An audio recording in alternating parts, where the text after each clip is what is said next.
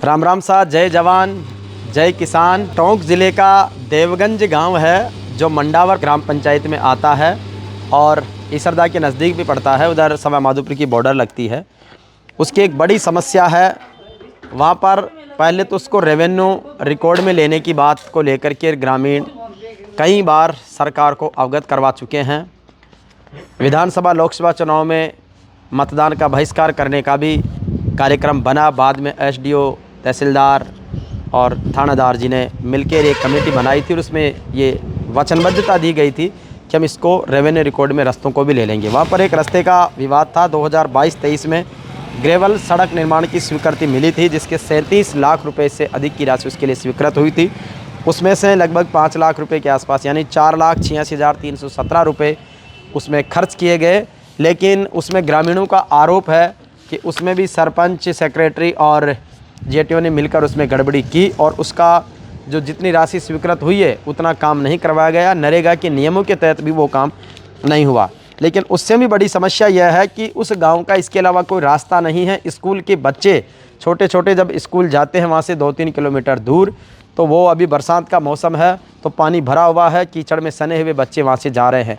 ग्रामीण भी बहुत परेशानी में है। बार बार हमारे जो टोंक ज़िले के प्रभारी मंत्री बनाए गए हैं भी ऊर्जा मंत्री हीरालाल नागर जी को 2 बार ग्रामीण उनको ज्ञापन दे चुके हैं। सांसद को भी दे चुके हैं, स्थानीय विधायक सचिन पायलट को भी दे चुके हैं। इसके अलावा जिला कलेक्टर को, जिला परिषद सीओ को, पंचायत समिति प्रधान को, एसडीएम को, तहसीलदार को, कलेक्टर को, सबको वो लगातार ज्ञापन दे रहे हैं। वहाँ के एक एक्टिव आदमी रामस्वरूप जी जाट, उनके नेतृत्व में गांव वाले घर घर में इसका जन जागरण भी जगा रहे हैं कि 11 अगस्त को वो टोंक बनास पुलिया पर हाईवे जाम करेंगे। अगर प्रशासन उस पर ध्यान नहीं देगा तो ये एक बड़ा आंदोलन का रूप भी ले सकता है।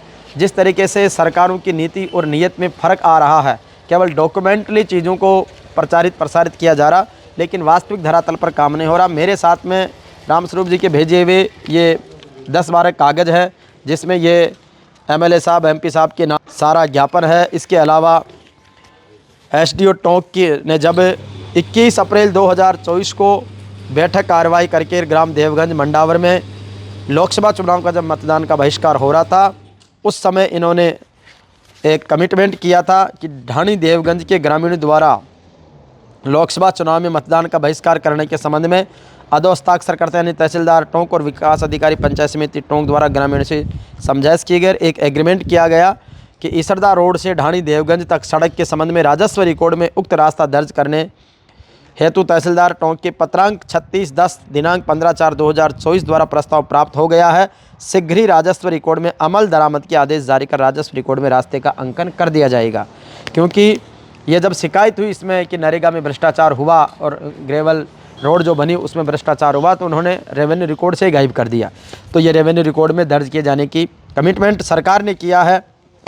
इसके अलावा ग्रामीणों की मांग के अनुसार उक्त रास्ते पर डामरीकरण का भी इन्होंने कमिटमेंट किया था। इसके साथ ही देवगंज को राजस्व ग्राम घोषित करने का भी आदेश की पालना की बात कही थी और जो 5 लाख रुपए का फर्जी मस्ट्रोल चलाकर जो भुगतान उठाने की बात थी उसकी भी जांच करवाए जाने की बात थी। ये इस पर पूरे साइन है कागजों में जो पूरी तरह ऑथेंटिक रूप से है। इसके अलावा जांच प्रतिवेदन एक हुआ था ग्रेवल सड़क निर्माण में अनियमितता के संबंध में।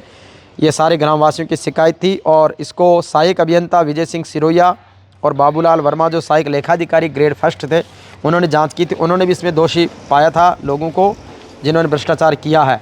ये जिला परिषद टोंक का पत्र है जो विकास अधिकारी टोंक के नाम है कि जिसमें गांव वालों ने जो शिकायत की है मंडावर से ईसरदा जाने वाले मार्ग पर आडी गडार से देवगंज ढाणी तक ग्रेवल सड़क की, उसकी जाँच का है। इसके अलावा उसके बाद में फिर ये एडीएम को सीओ की तरफ से लेटर है। ये एसीबी में भी परिवाद इन्होंने दिया है, कार्यालय महानिदेशक भ्रष्टाचार ब्यूरो राजस्थान 20 मई 2024 को, और उसके संदर्भ में भी ये परिवाद संख्या H824/2024 3 मई 2024 को दर्ज हुई थी और ये सरपंच, ग्राम पंचायत मंडावर और ठेकेदार के खिलाफ जांच हुई। इसके अलावा ये सारे कागज़ इस बात का है कि ग्रामीण कितने जागरूक होकर सरकार को अवगत करवा रहे हैं, लेकिन उसके बावजूद सरकार उस पर ध्यान नहीं दे रही। ये सारे गांव वालों के नाम समेत हस्ताक्षर का ज्ञापन इन्होंने तैयार कर रखा है।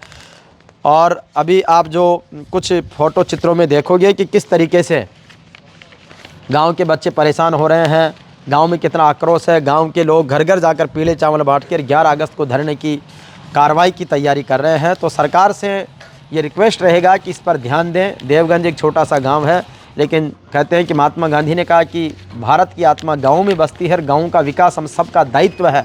चौधरी चरण सिंह जी ने तो कहा था, देश की प्रगति का रास्ता खेत और खलिहान से होकर गुजरता है।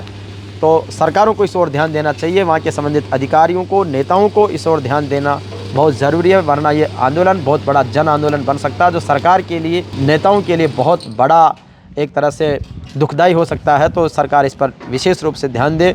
गांव वालों ने संपर्क पोर्टल पर भी बहुत सारी शिकायतें दर्ज करवा रखी है।